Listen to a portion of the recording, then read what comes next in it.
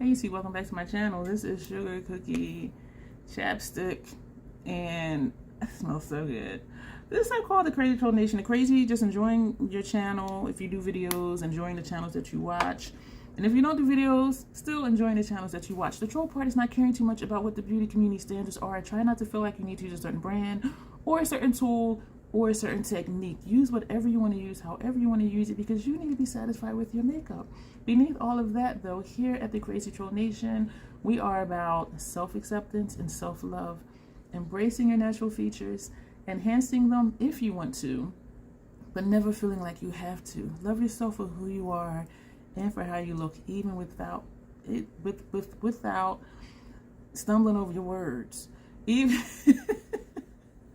love yourself for who you are and how you look, even without, there you go, girl, face paint on. You are perfect the way you are. Whatever your features are, that's what makes you unique. Embrace it. I do use foul language on my channel sometimes because I do curse in real life sometimes. I heard myself say in a video, I curse in my videos sometimes because I curse in real language sometimes, and I'm like, girl. So I did edit and put over here like what I was trying to say or what I thought I said, but I didn't. Part of the crazy, I say, is part of my charm, and you let me know. If you're new here, welcome. This is how it is here. This is the Crazy Troll Nation for a reason. If you are returning, thank you. You are my troll kin. You are family. I appreciate each and every one of you who do watch my videos. This video, we're going to talk about pressed pigments. What are they? And I know weeks and weeks and weeks ago, I was saying I was going to really dig into it and find out what I could about what the pressed pigment ingredients were, because some of the brands that I see a palette and I'm like, oh my gosh, that is my color story, that is my vibe, that's my aesthetic. But then I'm like, am I going to be able to use it? I do have an allergic reaction to pressed pigments. My eyelids get itchy. The skin starts to dry and flake, particularly in my crease. My eyeball actually swells up, which causes excessive tearing, and sometimes my eyes tear upward, and that might be why it gets dry and cracked in the crease. Sort of like you wake up and your eyes are crusty on the corners because you're sleeping, your eyes are tearing, and it just dries up here.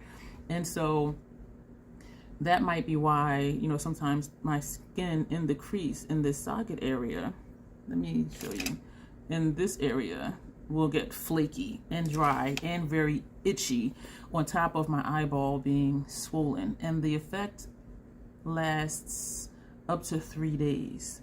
And it makes my vision blurry because my eyes are constantly tearing. And then there's just it being so uncomfortable because of the itching and the burning, and then my skin is flaking and it's dry. And so that's what happens to me with pressed pigments. And so my learning experience as a consumer is, if I really like a palette, I see it, I really like it, and I'm not familiar with the brand, I will email saying, is there pressed pigments in this palette? If they don't message me back, I do not buy the palette. If they message me back and say there are pressed pigments in the palette, I don't buy the palette. If they write me back and say there are no pressed pigments in the palette, chances are I will buy that palette. Most of them will say we do list our ingredients. I don't know what all the ingredients of pressed pigments are. I do know I have sometimes an allergic reaction to carmine, which is not a pressed pigment. It's made from the shell of beetles, and that's how they get the color for that. And because it is from crushed shells, it's abrasive, and so that's what causes the irritation for me. And I say sometimes because some shadows with carmine, I have a negative reaction, and some I don't. And I think it depends on how much of carmine is in that particular shadow. And so a lot of things for me over the last 10 years has been confusing. Am I allergic to carmine? Am I not allergic to carmine? It depends on how much. Off topic, but not really. I cannot consume a lot of avocado. When I eat sushi, there may be a tiny piece of avocado in each in each bite, because they do a sushi roll and they cut it. So each piece may be like this big. So there's just a little tiny bit, a little maybe pea-sized amount or less of avocado in it. I can eat a sushi roll with avocado in it with no problem. If I eat guacamole, if I eat a sandwich that has avocado on it instead of, you know, Miracle Whip, I will break out in hives. And so, and it's the same for eggs. I can eat bread, I can eat cake, things like that with no issue. If I eat double battered chicken, if they use an egg batter, if I eat scrambled eggs, boiled eggs, quiche, French toast, anything like that, I will vomit within 20 minutes. Like my stomach is too much and my stomach just will not process it. And so I have to even be careful, even with some salad dressings. Usually ranch dressings I don't eat because they're really creamy. And I don't know if it's the dairy aspect, which eggs are dairy, but I don't know if it's like a milk dairy aspect or if it's something with the egg content. I do not eat mayonnaise, it makes me nauseous, but I can eat Miracle Whip because mayonnaise has egg in it. And so in that sense, things can be very confusing. Okay, can I eat it? Can I not eat it? Can I apply it on my eyelids? Can I not apply it on my eyelids? And so it was very much a learning process for me, figuring out, okay, this says it has carmine in it, but is it going to bother me? Some of Natasha Denona shadows with carmine, and usually it's the darker ones, like the deep burgundy or like the deep reds, and sometimes like the reddish purples, they will give me issue. Back in the day, I was so confused. The video is still live. If I can find it, I'll put it in the cards. That video, I was so confused. The video is busted. I'm letting you know that right now. The video is busted. I was like, what am I allergic to? I had the natural mattes milieu palette and I had their dark mattes palette. Every shadow and the dark mattes I had a bad reaction to. There's carmine in that palette, but guess what? It's also carmine in the natural mattes milieu. I didn't have any problems with any of those shades. The dark mattes were darker shades, which means I've learned there's more carmine in it. The natural mattes milieu were lighter tones, the tans, you know, the light browns, those shades. And so here we are with two palettes with carmine, one reaction to every shade, the other palette, no reaction whatsoever. So that's when I started thinking, okay, so it must be how much is in it. But then how do you know? You know by looking at the tone. If it's like a deep red, I'm like, okay, stay away from that. One of Pat's, her Mega Mothership Celestial Nirvana, that middle row, when I did the look, it was mostly pink and red shades in that middle row. I had a bad reaction to that. But the top row, I didn't have a bad reaction, and I didn't get to use the bottom row because one of the top rows shadows, exploded, and so I returned it. And so it's very tricky. And so if you have allergic reactions to different things in makeup, I hope that this will help you to further look into what exactly is it you may be having a reaction to. And the reason I brought up avocado and egg is because for some shadows, it may depend on how much. I realized years ago, I want to say maybe 4 or 5 years ago, that I have a reaction to oxides, but it's not all the time. So it's the same with the carmine. It depends on how much. But then how do I know how much? And so do I take the chance and use it hoping I don't have a reaction or not? And I found that for a lot of eyeshadow palettes, it says near the end, and I have notes here. This is like 3 pages. I'm not going to read the whole thing because that would just be hella boring. And, but yeah, because I wanted to try to stay on track, even though I already got off track, but that's what we do here. At the end of the ingredient list for eyeshadows, a lot of them will say may contain, and then in parentheses, plus/minus. And then there's a colon, and then it'll have iron oxide, and it has the code for that, CI77499. And then it will also have titanium dioxide, and it's the code for that too. Iron oxide, there's a code for that too. Blue 1 lake, there's a code for that too. And ferric ferrocyanide, and there's a code for that too. So most eyeshadow palettes will say may contain plus/minus iron oxide, titanium dioxide, and then there's another iron oxide, blue 1 lake, and ferric ferrocyanide. And so I found so far that for me, if an eyeshadow palette has the plus minus may contain and it lists the oxides and titanium dioxide, I don't have an issue with those shadows for the most part. And I wonder if they put the plus minus may contain because of where the shadows are made. And the example I'm going to use is, I'm 53. So if you remember flying, like on a plane, we don't have wings. They used to always give you peanuts. And then people, you know, were having allergic reactions to peanuts. Now, they don't serve peanuts on planes. There are some people who are so sensitive to certain ingredients that even being around it, or if the particles are in the air, they were still having allergic reactions to it. And that one is a serious one. People will die. Some people will die because their allergic reaction is so severe to peanuts. And my sister, my biological sister, she cannot eat shellfish. She cannot even sit at a table with you. If you're cracking crabs or if you're shelling shrimp, she will have an allergic reaction because it gets in the air. And that's how it is with me with pets. They're like, oh, I'll just keep the dog in the other room. It doesn't matter. If your dog runs through the whole house, it's in the air. The fur, the dander, whatever's in the air. And so it makes me think for the eyeshadow palettes that they may contain plus minus is that it's just, they're using it maybe for other products or other items that are manufactured in that same facility. And so it may just be in the air. And so to be on the safe side, yeah, it may contain this. Like, we didn't put it in here, and it's saying may contain means that it's not an active ingredient. They are not putting that ingredient in that shadow, but it may be in there because it's in the air because of the factory. And I've noticed looking on food labels, it may say made in a factory that, you know, does something with peanuts because of the peanut allergy, and or made in a factory that also makes wheat products or has gluten, you know, products or something like that. And so that's just, I'm saying this to just help you understand that the may contain is that it's not intentionally added into what you're purchasing, but it may or may not be in there because it's just in the factory, in the air in that factory. And so it may get in and cross-contaminate that item. And so I have found out, as I said, that if it says a plus minus may contain, I typically don't have an issue with it. And so I'm safe with that.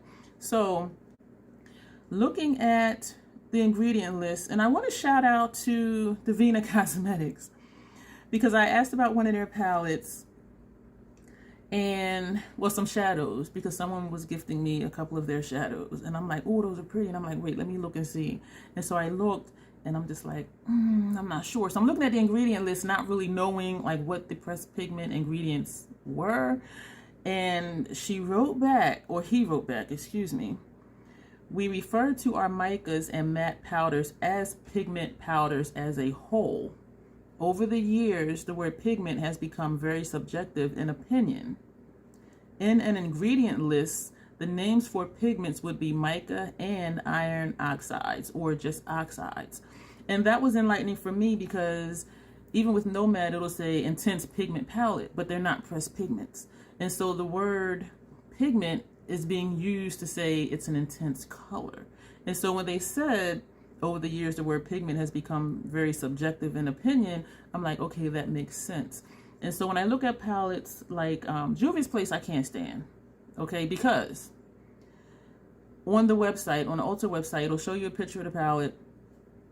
It's beautiful, and I know this from experience. This was probably like a couple years ago, and so I would purchase a palette, and then when I get it on the back, it would say pressed pigments. I'm like, why didn't they say that online? Because then I wouldn't have bought it. And so there was a giveaway years ago where it was just like a bunch of Juvia's Place palettes. I never used them to have pressed pigments, and the Morphe palettes on the back of the packaging, it'll list which shadows are pressed pigments. And I'm like, well, just put it on the website so people like me who have these sensitivities know not to buy it. And so that's why I've learned to email the company and say, does this palette have pressed pigments in it? And so shout out to Divina Cosmetics for writing me back, because I really wanted to figure this out. And they're one of the ones that said, you know, we have our ingredient list. And I wrote back, I don't know what all the pressed pigment ingredients are. And that's when they wrote this part that I just read to you. And so They refer to their micas and matte powders as pigment powders as a whole. So they may or may not be pressed pigments. And I'm appreciative that they said the names for pigments would be mica and iron oxides or oxides. And then they also noted that carmine is a known irritant, and that's because it's made from a shell. So it is, you know, you're wiping it on and it's scratchy. It may not feel like it is, but if you're sensitive to it, you're going to have reaction, most likely. You're going to have reaction. And they also said it's a red powder pigment, which I knew, that is used in many different colors, both in mica and matte powders. And in parentheses, they put pigments. Oxides is a term pigment that can cause staining of the skin. Some people who are not allergic to pressed pigments, they may say this shadow stain, that shadow stain. Even when I have a bad reaction to an eyeshadow, it never stains. And I think it's just my makeup removal process. And I'll have my eyes will be itchy or something. And I'm like, oh my gosh, okay, I need to wash this off. I'll remove my makeup, wash my face. There is no staining, but my eyes keep tearing. My eyeball swells up. My skin gets cracked and flaky. And I'm just like, damn it. So just because it doesn't stain doesn't mean you're not going to have a bad reaction to it if it is a pressed pigment. And a lot of people don't have these issues. And so if you're watching this, I am guessing you're wondering if you're allergic to certain eyeshadows or certain ingredients. And so I hope that it is helpful. If you can put anything on your lids and you're watching this, I appreciate your support, because I know this isn't a topic that's talked about. I haven't seen any videos really that kind of break down what are pressed pigments, what are the ingredients. And so I do hope this is very helpful.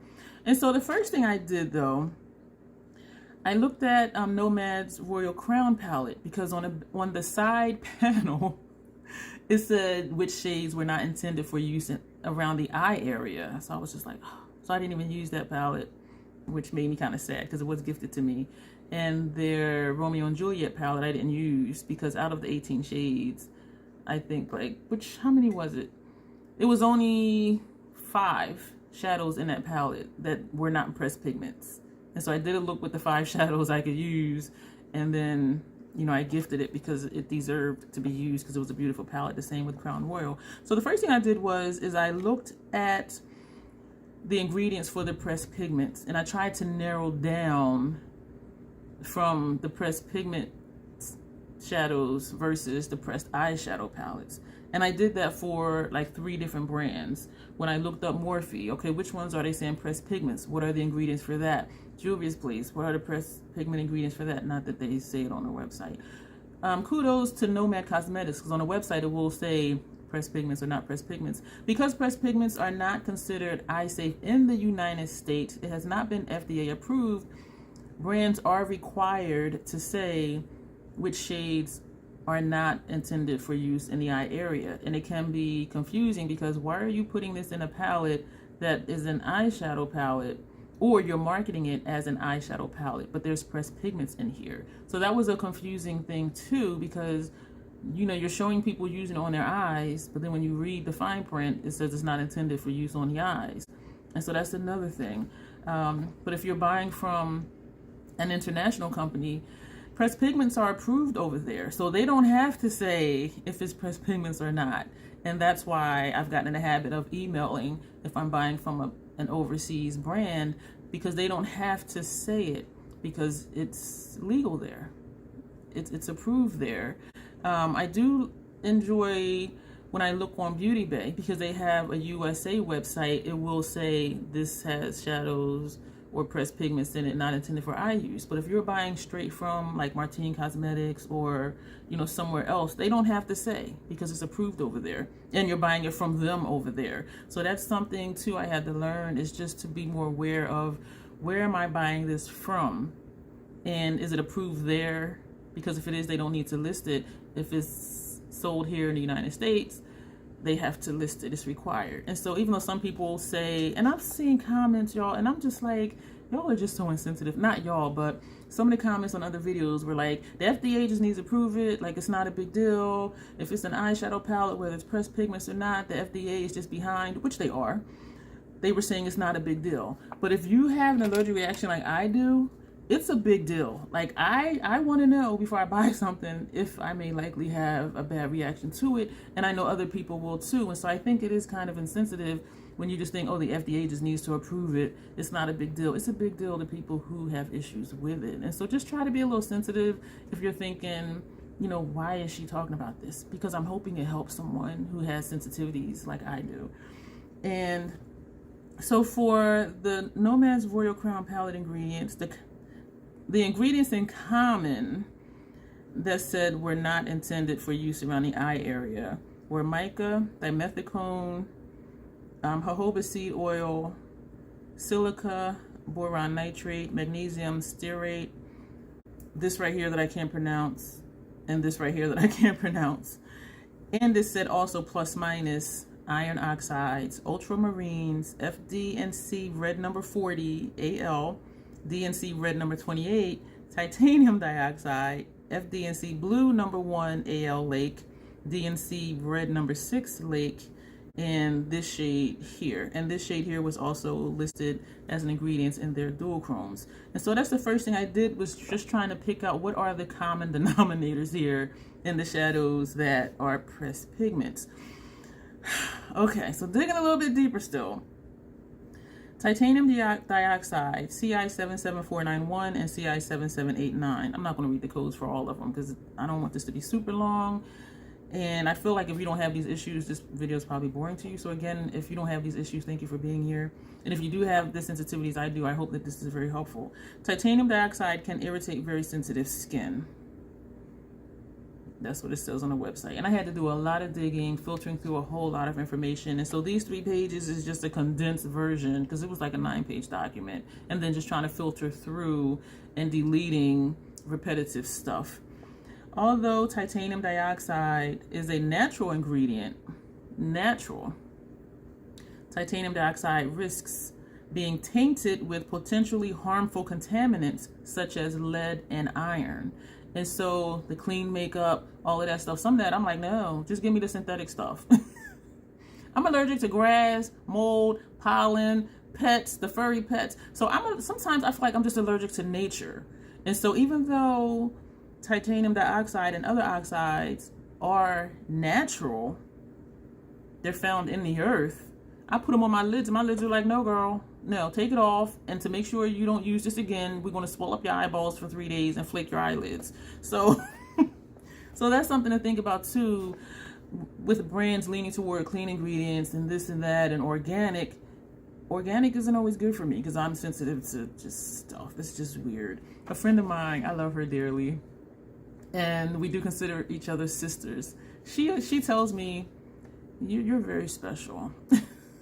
She knows a lot about a lot of my sensitivities, and she's just like, you are very special indeed. And I'm the most sensitive person that I know as far as like topically and applying things and foods. And so I do understand most people don't get it. Like, it's a big deal to me.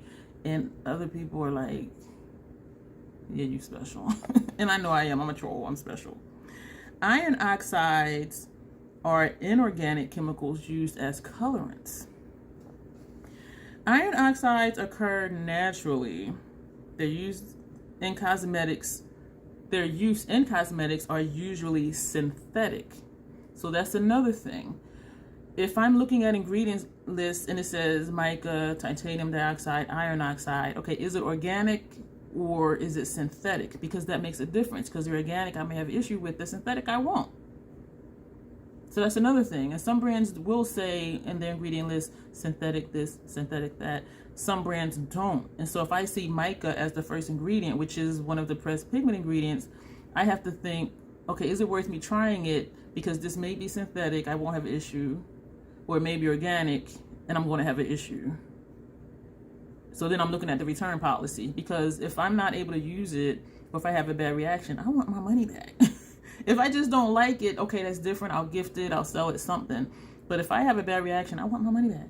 And so some brands will list if it's synthetic or not, but then some won't. And so that's another learning curve. And that's one of the reasons why, as far as eyeshadow, I tend to stick to the same brands because I know that they're going to work unless they changed the formula. Like for the last two Nomad palettes, they did include pressed pigments. So I'm just like, why? But that's just me being whiny because of my sensitivities. Synthetic iron oxides are generally considered to be safer than natural forms. The synthetic versions of iron oxides are actually safer than the natural versions, which often contain impurities. Oxides formed in a natural, uncontrolled setting are often contaminated with heavy metals. And so the synthetic oxides are not contaminated with heavy metals. And it's those heavy metals in the lead that can cause the allergic reaction I have in the organic pressed pigment ingredients. Fantasy Cosmetica, I asked about the Druid palette, 100% my aesthetic, and I'm just like, I'm looking at the ingredients and I'm thinking like, I don't know, because it said, you know, it had oxides in it, mica, so I'm just like, I don't know. And I know the lakes are said to be pressed pigment ingredients too, so I'm looking at it like, but it's so pretty, I want it. So I did message in, and the ingredients that were in common with other palettes that said those shadows were pressed pigments and not intended for eye use. So that's me still trying to find common denominators, right? Mica, tin oxide, and these are active ingredients, titanium dioxide, red 6, red 7, CA Lake, red 27, yellow 5, yellow 10, blue 1, ultramarine blue, chrome oxide green, iron oxides yellow, iron oxides red, iron oxides black. So yes, that is a pressed pigment palette. And he did write me back and he said, yes, the Druid is a pressed pigment palette and the ingredient list is on their website. And so I copied and pasted it and found common denominators with other pressed pigments that I knew were actual pressed pigment ingredients. And so shout out to Fantasy Cosmetica for that information. And there are many different forms of mica. Some can be used for cosmetics, many of them cannot. And again, it depends on, is it organic mica or synthetic? So that's the thing. It's still, you know, can I use it or can I not? Like if it just says mica, but it doesn't say synthetic, I don't know. Like, what do I do? And some mixes of powder and mica are sold as mica when it's mostly the non-sparkly stuff. That's what it said on wherever I got this information. Ethically sourced might be a concern. However, there are some ethic issues with mica mining. It is a mild abrasive that may contain trace amounts of heavy metals. The levels of heavy metals in mica are regulated by the FDA. So what that last statement tells me, the levels of heavy metals in mica are regulated by the FDA. That tells me that even if it's mica in this eyeshadow palette, and they're saying it's an eyeshadow palette, meaning it's not a pressed pigment palette, that's telling me that whatever mica is in there, the levels are regulated by the FDA. So as I said, this is a lot of information, and that's just the first page. And this is a lot, and this is going to be a long video because I'm looking now, we're almost at 30 minutes. So the short list of pressed pigment ingredients, mica, but the levels of, what was it, heavy metals is FDA approved. So if mica's in an eyeshadow palette, I know that the heavy metal levels are approved, meaning I should not have an issue with it. Oxides, tin oxide, iron oxide, zinc oxide, and titanium dioxide. Iron oxide, zinc oxide, and titanium dioxide, are FDA approved, and again, they regulate the amount of heavy metals in it. So it's still a chance that I would take. We went through the ultramarine blue, chrome oxide green, iron oxide yellow, iron oxide red, iron oxide black. And because those ingredients are in the Druid palette, which is a pressed pigment palette, that tells me that those oxides and that ultramarine blue are not synthetic oxides. It's a lot, y'all. It's hard being sensitive and trying to understand what the ingredients are. Most eyeshadows are a mixture of pigments, but we don't know because it's commonly used now, and according to Divina Cosmetics, we don't know if They're just using pigments just as a general term. But eyeshadows are a mixture of pigments, mica, binders, and preservatives. And that goes back to what I was saying about how much of an active ingredient is in there, how much mica, how much oxide, how much carmine is in that ingredient, because then there should be binders and preservatives which will serve as a buffer between that. Just like I can eat a little bit of avocado, but then you have your rice, you have, you know, your shrimp, you have whatever else. But if I just eat guacamole dip, I break out in hives. It depends on how much and if there's something to balance that out. Eyeshadow is typically earth mineral pigments such as titanium dioxide, iron oxide, ultramarine, manganese oxide, or chromium oxide suspended in a carrier of talc, cornstarch, silk powder, wax, oils, or stabilizers. So it goes back to how much of the pressed pigment ingredient is in there, and or is the pressed pigment ingredient synthetic. It's a lot. It's a lot. It says pressed pigments are pressed into pans without fillers, a natural mineral without adding anything to it. It may stain your lids because it absorbs into the skin. Even though it doesn't stain my lids, it absorbs into my skin, which is why my eyeballs ends up swelling up, because I'm having this product on my lid. And so if it's saying it's a pressed pigment palette, that's just that pigment. It's just there, versus an eyeshadow that has a mixture of other stuff in it. If you see ingredients, something, something lake, this lake, that lake, river, ocean. Lakes are organic pigments that are used in cosmetics to provide color. And that's why the lakes are not good for me to use. It is a natural thing. Other ingredients, okay, I'm going to skip that part. Okay, inorganic colorants, oxides. We already talked some about oxides, and there's different ones. And we're going to skip to, yeah, okay, let's wrap this up. Common names of cosmetic pigments. Mica. It's a mixture of titanium dioxide and natural mica colors.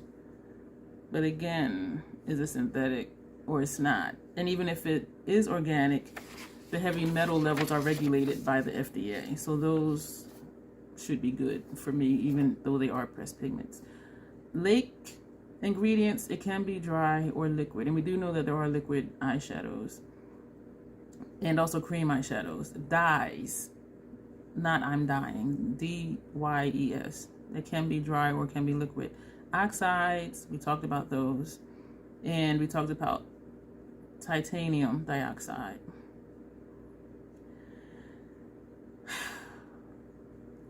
I have a note here. However, do take note that too much pigment can cause a product to be unstable, be dispersed in unequal amounts, feel heavy on the skin, and or appear chalky. And the pressed pigment ingredients, because they do contain heavy metals or may contain heavy metals, that can make the product unstable. This is a lot, y'all. I know, and I'm hoping this is making sense. The usual amount for pressed pigments in a product is 10 to 25%. I have other information here. Common natural pigments, iron oxides. These are found in earth tones. They create a range of colors, including yellow, orange, red, brown, and black. Ultramarines. These pigments are made from minerals that contain sulfur. Interesting, right? They are usually blue or violet. Titanium dioxide. This pigment is made from the mineral titanium. It is a very light color, often white or off-white.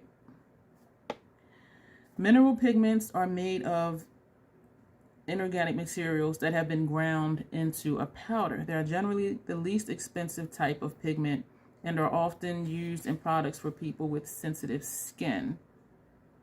And so again, that said mineral pigments that are made of inorganic materials. And so it makes a difference whether it's organic or inorganic.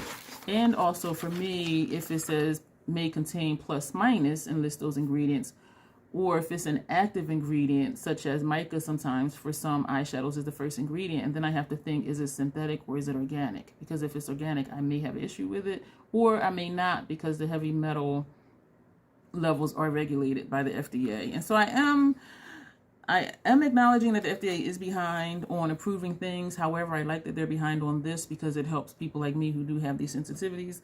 Let me know if you have any questions about all of this. I know it was a lot of information. I know a lot of it may seem to not make sense, and it is very confusing. And I put off doing this video for about 2 weeks, even after I finished all of my notes and everything, because it's a lot. It's a lot, and it's confusing. Is it organic? Is it not? Is it an active ingredient? Is it not? Is it a plus minus may contain, or is it not? Are there binders? Are there fillers that may counteract how the product performs, which may determine whether or not I have a bad reaction? So again, I do hope for all of you who did watch this video, again, thank you for doing so. I do hope that this was informational to you. And if you do have the sensitivities I hope that this helps you. There's a lot of websites. The FDA website was confusing because there's a lot of links, and so you click here and it takes you somewhere else. And so there, for me, there was a lot of backtracking. It took me about 2 weeks at least, 3 or 4 days, hours upon hours, each of those weeks, just to even get all of this information in a way that made sense to me. And I'm hoping that it did make sense to you. So I hope it was helpful. I hope it was informational. If you know someone who is sensitive to pressed pigments, share this video with them, because in the beginning of my makeup journey, I just knew that eyeshadow from that brand gives me a bad reaction. I didn't know why. So it was very much a learning process, what to use, what not to use. And then now with pressed pigments becoming more popular, figuring out, okay, you're saying the ingredient list is listed on your website, but what are the ingredients for pressed pigments? You know what I mean? So it was still just, I don't know what they are. And now I do know what they are, which is very helpful for me when I'm looking at a palette. And if I'm really just questioning, I just won't buy it.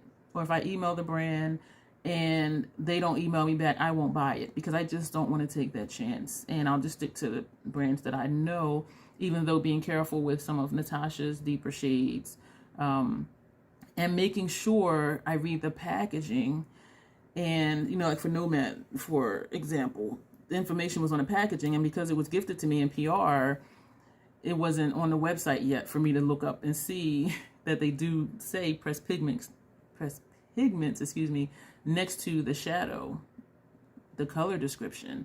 And so make sure, like, if you do have these sensitivities, or if you're thinking of gifting an eyeshadow palette to someone that has sensitivities, make sure you're reading the packaging. And again, like Juvia's Place, it doesn't say on the website, but when you get the palette, on the back of it, it says pressed pigment ingredients and what shadows are pressed pigments. So it's just like, okay, I don't buy ABH stuff because some of their stuff is pressed pigments, especially their larger palettes, the Norvina palettes.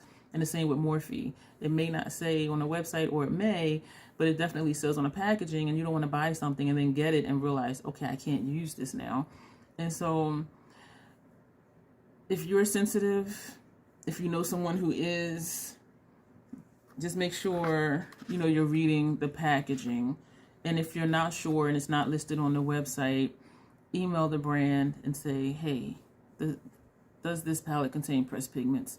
And refer back to this video for more confusing information, but I do hope it really wasn't confusing. I'm going to end this video here. Thank you for being here. Let me know your thoughts on all of this. Like, did you think this was really this deep? Like, this is a lot. And for those of us who are sensitive, like, it's serious. You might think, I could use whatever. Good for you. Like, seriously, because you don't have to be concerned with if you're going to have a bad reaction or your eyeball swelling up, and it's just horrible. So yeah, we're going to go.